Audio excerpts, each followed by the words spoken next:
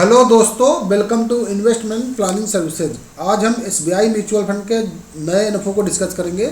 SBI ने Nifty 500 index fund करके नया इन्फो लॉन्च किया है। तो बेसिकली देश की जो टॉप 500 कंपनी है उन कंपनी में ये आपके पैसे को निवेश करेगा।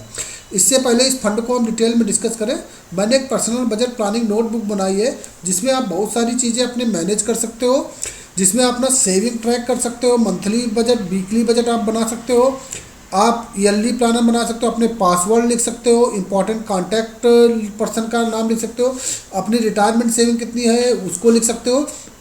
इसकी कॉस्ट 250 रुपीज़ मैंने रखी है all over India.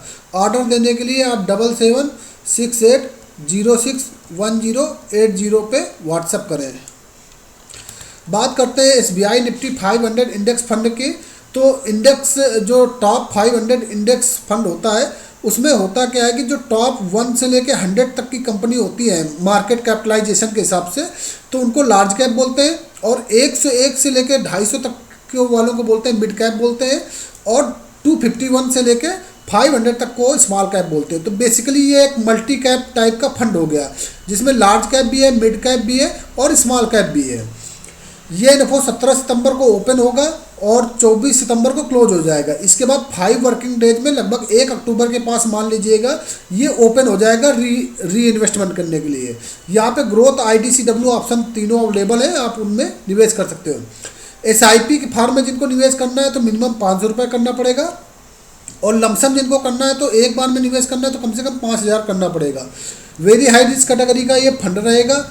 Exit load 0.25% रहेगा अगर 15 दिन से पहले पैसे रिडीम करते हैं। तो वैसे भी म्यूचुअल फंड लॉन्ग टर्म के लिए होता है, तो अगर आप लॉन्ग टर्म व्यू रखते हैं तो फिर 15 दिन में पैसा मत रिडीम करिए, क्योंकि उसमें आप ही का नुकसान है।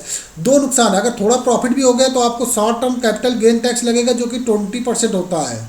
जो भी प्रॉफिट होगा वो 20% टैक्स में चला जाएगा। उसके बाद जितनी यूनिट होगी उसका 0.25% आपको एग्जिट लोड लग जाएगा। तो आपको फ़ायदा कुछ नहीं होगा। तो डेफिनेटली 1 साल के बाद ही आप इसमें रिडीम करने के लिए सोचिए, अगर सोचना भी है तो लॉन्ग टर्म व्यू रखिए 5 साल 7 साल का, तो इसमें आपको अच्छा पैसा बनेगा। सिमिलर फंड की बात करते हैं तो Motilal Oswal Nifty 500 index fund काफ़ी पुराना फंड है। इसने 1 साल पे 35.5% का रिटर्न दिया है, 3 साल पे 17% का रिटर्न दिया है, 5 साल पे 21% का रिटर्न अपने इन्वेस्टर को जनरेट करके दिया है। तो ये सेक्टर मल्टी कैप कैटेगरी का होने की वजह से अच्छा खासा इसमें रिटर्न बनता है। और ज़्यादा जानकारी के लिए चैनल को लाइक और सब्सक्राइब करिए। इसी टाइप के वीडियो आपको मिलते रहेंगे। इस नंबर पे व्हाट्सअप करिए। Thank you very much.